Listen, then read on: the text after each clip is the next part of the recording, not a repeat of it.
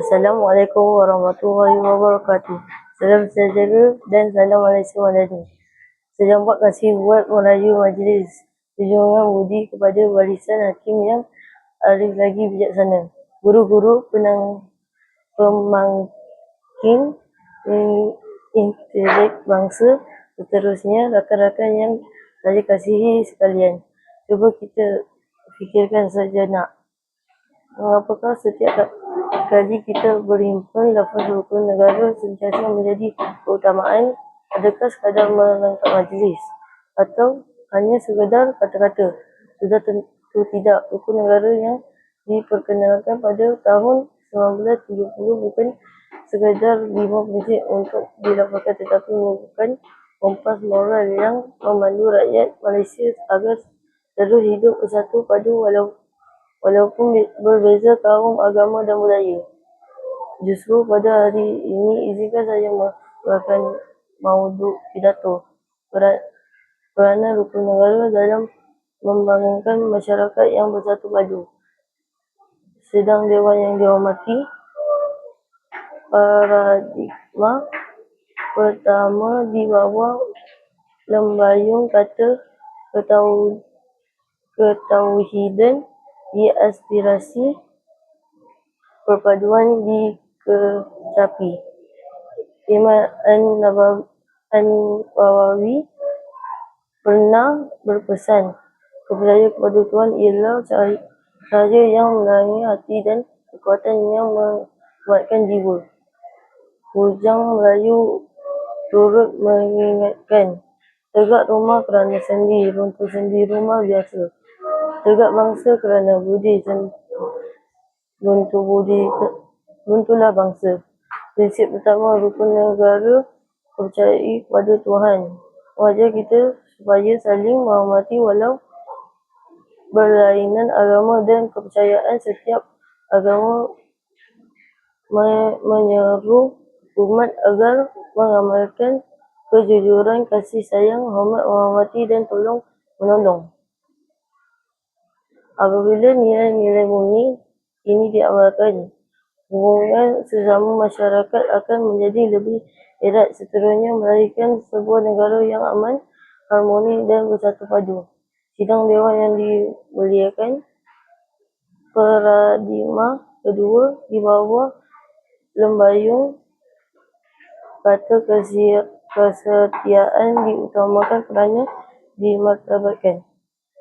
Tun Mahathir Mohamad pernah menyatakan, kepatuhan kepada raja adalah cerminan kesetiaan kita kepada bangsa dan negara. Burung merpati terbang sekawan, hingga sebentar di pohon jati. Setia kepada raja dan watan negara amat rakyat dihormati. Prinsip kedua rukun negara, kesetiaan kepada raja dan negara, mengajar kita supaya menghormati institusi diraja, mencintai tanah air serta mematuhi undang-undang. Sebagai murid, kita boleh menunjukkan kesetiaan dengan menghormati jalur gemilang, menyanyikan lagu negaraku dengan penuh semangat, menjaga nama baik sekolah serta memupuk semangat sejak di bangku sekolah lagi. Apabila rakyat bersatu hati dan setia kepada negara, keamanan akan terus dipelihara dan Malaysia akan terus dihormati di persada dunia.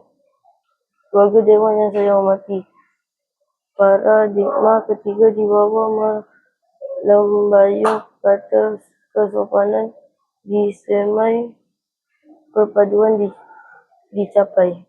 Prinsip kelima rukun negara, kesopanan dan kesusilaan merupakan kunci kepada keharmonian masyarakat. Sikap budi bahasa, menghormati guru, menyayangi rakan serta menghargai budaya masyarakat lain akan mengeratkan hubungan sesama kita. Menurut Baltasar Gracian, kesopanan ialah cara terbaik untuk rasa hormat terhadap orang lain. Jelas bahawa apabila setiap rakyat mengamalkan kesopanan dalam tutur dan tingkah laku. Perpaduan akan terus subur, perselisihan dapat dielakkan dan keamanan negara akan terus terpelihara. Sedang Dewan Yang saya muliakan, sebagai penutup bicara, saya akan menghayati 3 prinsip rukun negara yang lebih saya huraikan, iaitu kepercayaan kepada Tuhan, kepercayaan kepada raja dan negara, serta kesopanan dan kesusilaan. Jadikanlah rukun negara bukan sekadar lafaz ketika perhimpunan, tetapi amalan dalam kehidupan seharian. Bersatu kita teguh, bercerai kita roboh. Sekian, terima kasih. Wabillahi taufiq wal hidayah. Assalamualaikum warahmatullahi wabarakatuh.